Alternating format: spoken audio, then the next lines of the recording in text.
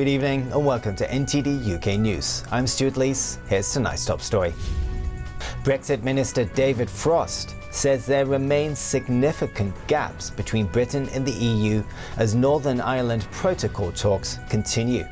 Obviously our preference is to see if we can find a negotiated way through this problem. If we can't, Article 16 remains on the table. Also tonight, the government announces law changes to stop people using their phone to take photos, make videos and play games whilst driving. And opinion polls show waning support for Boris Johnson. But is it just the midterm blues? We ask voters for their views.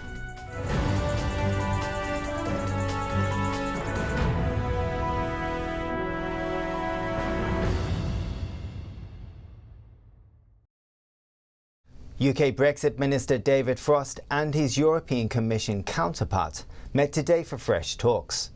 They are negotiating over the Northern Ireland Protocol.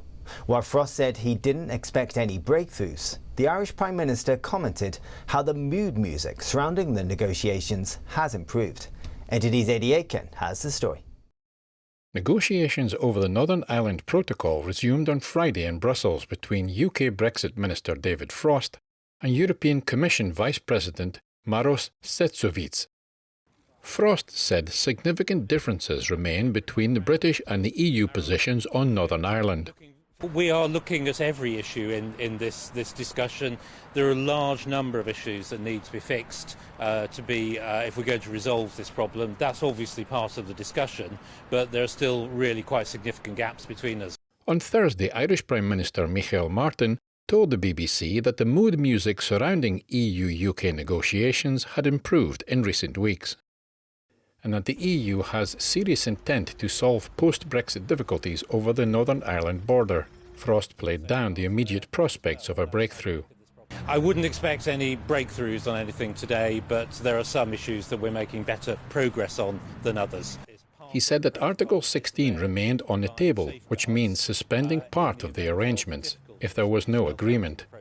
If we can't safeguard positions, the problems in Northern Ireland through negotiations, then Article 16 safeguards are there as well, and that's how we look at this problem. On the same day, Cabinet Minister Michael Gove expressed confidence that talks can progress without the need to trigger Article 16.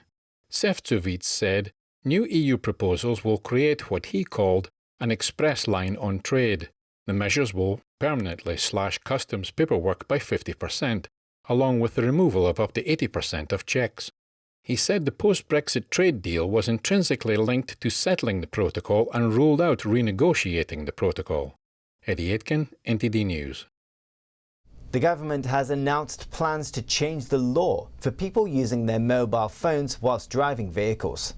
It wants to change loopholes in the current law to stop drivers from using their phone to take photos, make videos and play mobile games. The Transport Secretary says the changes will come into effect from early 2022 and bring the law into the 21st century. This report comes from NTD's Malcolm Hudson. 17 people were killed on Britain's roads last year in crashes where drivers were distracted by mobile phones. And figures from the Department for Transport have shown that a further 500 people were injured. In a broadly welcomed move, the government is toughening laws on phone use whilst driving. The current law bans texting and handheld calls, but it allows drivers to escape prosecution if they are doing other things with their phone. That changes in 2022. It will become illegal to take photos or videos, scroll through playlists, or play games on a phone while driving. Anyone caught using a phone while driving will face a £200 fine and 6 points on their licence. Transport Secretary Grant Shapps said, "We are ensuring the law is brought into the 21st century while further protecting all road users. Drivers will still be able to use sat-navs, including navigation on phones, as long as they are secured in a holder." The AA, the RAC and the Road Safety Organisation BRAKE have all supported the change, saying it will make roads safer. The news is also welcomed by families who've suffered bereavement and injury in phone-related driving accidents. Malcolm Hudson, NTD News, London. English cricket's racism crisis continues. Former England batter Alex Hales is under investigation after a photo showing him wearing black makeup was published. Somerset Club's fast bowler Jack Brooks was reprimanded by his club for old tweets, and he has to take part in diversity and inclusion training. Even the player who started the crisis had to apologise for using anti-Semitic language in 2011. NTD's Joanna Conway brings us this report. Former England batter Alex Hales is under investigation by England and Wales Cricket Board as English cricket's racism crisis deepens. Hales apologised for all the offence he had caused after an old photo of him wearing black makeup was published by The Sun. In a statement on Instagram, Hales said he went to a 2009 New Year's Eve party dressed as his favourite musician, the late black rapper Tupac Shakur. He also denied the allegation about the naming of his dog. Ex-Yorkshire player Asim Rafiq told a parliamentary committee that Hales had named his dog Kevin because it's black. Kevin was allegedly used by some as a derogatory name for non-white players. Hales club Nottinghamshire said it has extended the scope of its investigation into Hales' conduct following the publication of the photo. Another English club, Somerset, reprimanded Jack Brooks over the fast bowler's historical posts on social media which contained racist language. Somerset investigated 2 tweets sent in 2012 when Brooks played for Northamptonshire, as well as claims that he had used the name Steve to refer to an Indian player. The club said Brooks was embarrassed and devastated that his comments offended people, and that he would participate in training on diversity and inclusion. On Thursday, in a turn of events, Rafiq apologised for using anti-Semitic language in an exchange of messages with another cricketer from 2011. Rafiq said he is ashamed of the exchange and that he was 19 at the time and believes he is a different person now. This current racism crisis started when Rafiq accused some English players of using racist language and described English cricket as institutionally racist. Joanna Conway, NTD News. Opinion polls show a dip in support for the Conservatives. Breaking promises on the HS2 railway and apologising for his handling of the Owen Paterson affair, it hasn't been a good week for the Prime Minister. NTD's Jane Well asks voters whether they'd support Boris Johnson if there was another election. This week's been a particularly difficult week for Boris Johnson. He's admitted to crashing the car over the so-called Tory sleaze scandal, and he's been accused of betraying the North after his government's announcement on HS2. So will people here vote for him again? No, I always thought he was a bit of a con man, but I'm a Conservative and he was the best option at the time. Good luck to them. Thank you. Who would you vote for next time? Same. No option. It's pretty poor choice, I'm afraid. Yeah, he's got a hard job to do, you know, so I wouldn't want to do it. So no, so I don't mind him. I think he's all right. There's been worse. I think he's let the North down. I work in Leeds, and I think the decision to ditch that link was wrong, and I think he's let a lot of people down. Would you vote for him again? I'd have to think about that. Well, we certainly wouldn't vote for Labour. I come from the North, so I'm not very happy about backing out on the train situation. So, disappointing. Just don't think they're to be trusted at all. I think they're quite a corrupt government. That's unfortunate for Leeds and the area, but yeah, it's just the mistrust of politicians in general, I think. Boris Johnson is a clown, absolute clown. Boris Johnson's done a fantastic job for this country, and I'm from the North East, and we vote Conservative. He reminds me of Donald Trump. I know a lot of people don't like Donald Trump, but I like him because he's saying what other people are thinking, but he's just saying it, you know, like as it is. He doesn't sugarcoat things, and Boris is the same as well. I like him. He says it as it is.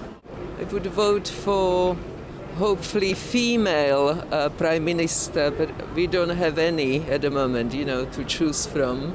So Yvette Cooper, she's a woman, Labour. Who would you vote for? Anybody, a cabbage on a stick, you know. anyone but him. He's not a politician. He's just an ego with legs. I'm glad you asked me to get it off my chest about Boris, because the amount of times I just get so wound up by him. No one ever asked me what I think about Boris. No one wants to talk about, politics in a pub, do you? I just feel like they all say things to get into Parliament and then nothing transpires from it. That's my opinion anyway. I do think all political parties are the same, really. I don't really have much of an opinion on Boris, to be honest. I wouldn't vote for him myself, although he is hilarious. There's no doubt about it. We seem to always get the rough end of the stick in the north. They never ever cancel the London end, do they? So that's a disappointment for me. But as I said, I'm a Conservative voter, so things would have to be a lot worse than they are now for me not to vote Conservative. Prime Minister! It could be a temporary dip for Johnson, or there may be more serious implications, but the Tory scandals and broken manifesto promises are issues that aren't likely to be going away anytime soon. Jane Werrell, NTD News, London. Home Secretary Priti Patel has announced an order to outlaw the Palestinian terrorist group Hamas in its entirety. It's a move that brings the UK's stance on Gaza's rulers in line with the US and the EU. Until now, Britain had banned only Hamas's military arm. The government now sees the distinction between the military and the political wings as artificial. Under the order, it will be illegal to be a member of Hamas or invite support for the group, such as by flying their flag or arranging meetings for them. Israel welcomed the UK's decision, while Hamas condemned the move. Founded in 1987, Hamas opposes the existence of Israel and peace talks, instead advocating armed resistance. Patel is expected to present the change to Parliament next week. There will be a public inquiry into the death of a woman unwittingly poisoned by the military-grade nerve agent Novichok in 2018. Dawn Sturgis died after being exposed to the agent on a discarded counterfeit perfume bottle that police believe was used by alleged Russian agents to bring the poison into the UK. The inquiry aims to better examine any possible Russian involvement. NTD's David English has more on this. The government has announced a public inquiry will be held following the death of Dawn Sturgis, who was unwittingly poisoned by Novichok in July 2018. 44-year-old Sturgis died from exposure to the nerve agent after her partner, Charlie Rowley, found a counterfeit perfume bottle. Police believe the bottle had been used by Russian intelligence operatives to smuggle the poison into the country with the purpose of killing former Russian double agent Sergei Skripal. Skripal and his daughter Yulia were found slumped unconscious on a public bench in the city of Salisbury in March 2018. They and a police officer who went to Skripal's house were left critically ill in hospital from exposure to the military-grade nerve agent. All three survived, as did Sturgis' partner Rowley. Home Secretary Priti Patel has granted permission for Sturgis' inquest to be converted into a public inquiry to better examine any possible Russian involvement. Britain says the attempt on Skripal's life was ordered by figures high up in the Russian state. But Russia has denied any involvement, casting the accusations as anti-Russian propaganda. The Metropolitan Police have identified 3 suspects wanted in connection with the poisonings. Police believe they are in Russia, but there is little chance of bringing them to the UK, as there's no extradition treaty between the countries. The inquiry will be chaired by retired senior judge Baroness Heather Hallett. David English, NTD News. Britain's Environment Agency and water regulator Ofwat said it had launched a major investigation into sewage treatment. This comes after water companies admitted that they could be releasing unpermitted sewage discharges into rivers and watercourses. Companies that breach legal permits would face prosecution or fines of up to 10% of annual turnover. Water companies have been releasing wastewater directly into rivers, watercourses and the sea during heavy rain or storms to stop pipes becoming overloaded. The Environment Agency said several water companies had admitted that many of their sewage treatment works may not be permit compliant. Environment Minister Rebecca Powell said the industry needs to raise standards across the board when it comes to protecting rivers. Still to come, Austria takes the unprecedented step of making COVID-19 vaccination compulsory for all citizens, the first country in Europe to do so. That and more after the break.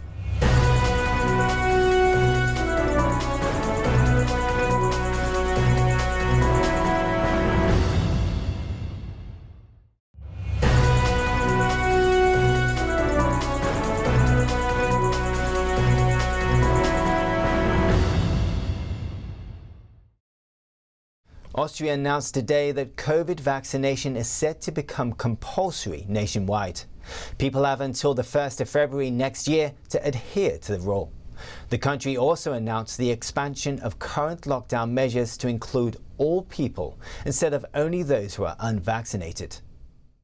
Lange Zeit war es politischer Konsens, dass wir in diesem For a long time, the political consensus was that we don't want a vaccine mandate in this country. But we have to look reality in the eye.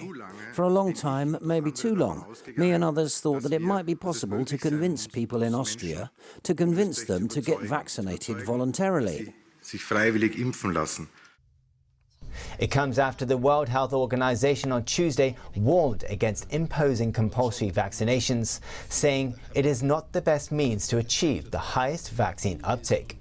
Austria's Chancellor said the expanded lockdown will start on Monday and be reviewed after 10 days.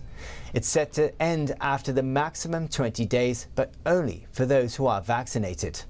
On Monday this week, Austria told all of its 2 million unvaccinated citizens to stay home, except for outings deemed essential.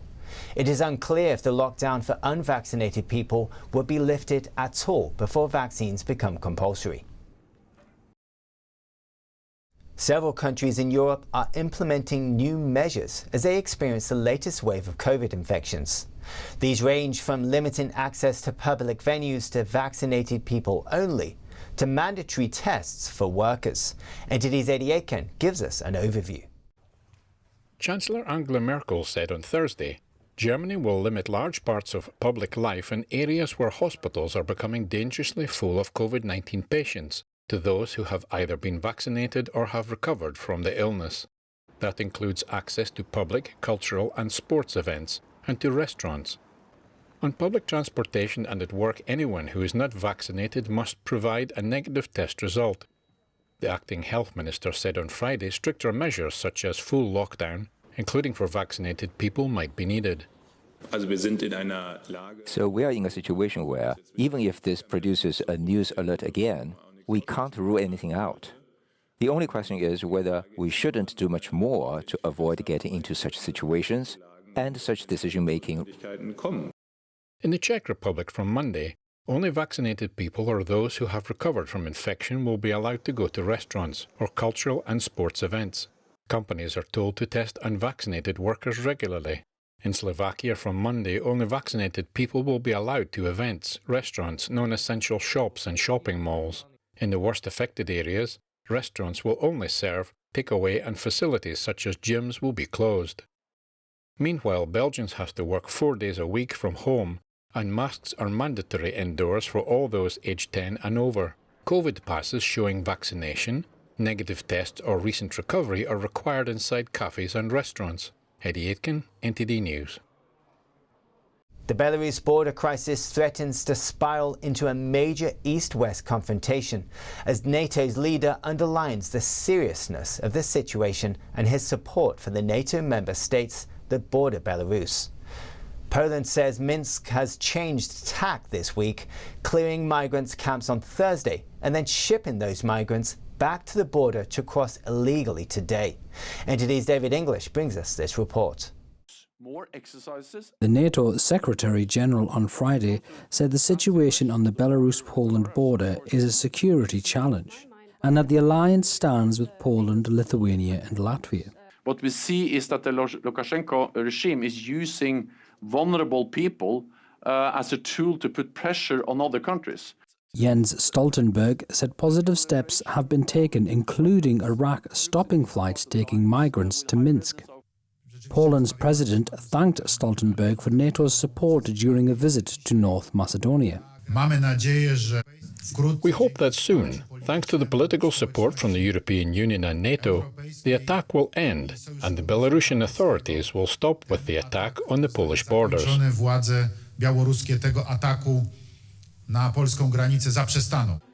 On Friday, Poland accused Belarus of trucking hundreds of migrants back to the border and forcing them to cross. This came after Belarus authorities cleared migrant camps on Thursday, where thousands had been waiting to go to Europe. British Defence Secretary Ben Wallace visited his Polish counterpart on Thursday. Wallace said Britain stands shoulder to shoulder with Poland as old friends and partners. Because make no mistake, what's happening on the Belarus border is a deliberate and concerted attempt to destabilise not only Poland, but some of the other neighbouring countries like Latvia, etc., to make sure that Europe is weaker in order to further other people's agendas. Wallace called on Belarus to stop flying in migrants from the Middle East. The Polish Minister of Defence said British military engineers will soon come to Poland to help build a temporary fence at the border. David English, NTD News. Taiwan opened a de facto embassy in Lithuania on Thursday, a diplomatic breakthrough, brushing aside Beijing's strong opposition to the move. The self-governing island and the Baltic nation agreed in July that Vilnius' office would bear the name Taiwan rather than Chinese Taipei, a term often used in other countries in order not to offend Beijing. Taiwan's foreign ministry said the opening of the office would chart a new and promising course for ties between it and Lithuania. The Chinese Communist regime, which claims the island as its own, warned Lithuania on Friday it will have to pay for what it did. The regime has stepped up efforts to get other countries to limit their interactions with Taiwan. Only 15 countries have formal diplomatic ties with the island. On Friday, the US expressed its support to Lithuania, saying it rejected attempts by other countries to interfere in the Baltic nation's relationship with Taiwan. And finally, the largest collection of Carl Fabergé's imperial Easter eggs in a generation goes on display in London tomorrow. The exhibition tells the story of his life as a master goldsmith, his company's exquisite work, and his deep connection with London. NTD's Neil Wardrow brings us a preview of the exhibition. Here at the Victoria and Albert Museum in London is an exhibition that focuses on Carl Fabergé, his work and legacy. 3 of his legendary imperial Easter eggs are on display for the first time in the UK. The exhibition is called Fabergé in London, Romance to Revolution. Saturday sees the opening of the first major exhibition devoted to renowned Russian goldsmith Carl Fabergé. Over 200 objects showcase the man. Curator Hannah Farby says Fabergé's fame was boosted by his work for the Russian royal family. And the piece next to me is a copy of the imperial Romanov regalia, or parts of the imperial Romanov regalia, the large crown, the small crown, the scepter and the orb. And this piece really demonstrates the very close relationship that Fabergé enjoyed and the patronage that he enjoyed from Nicholas II, the Emperor of Russia, and how he was allowed to create this piece, copy this piece, and to exhibit it in Paris at the 1900 exhibition, where he realized that there was a great appetite for his works outside of the Russian Empire. In 1903, he opened in London his only shop outside Russia.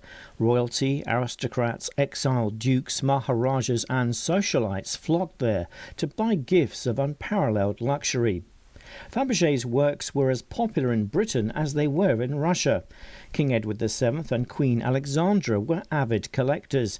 The king commissioned several items, including a silver model of his favourite racehorse.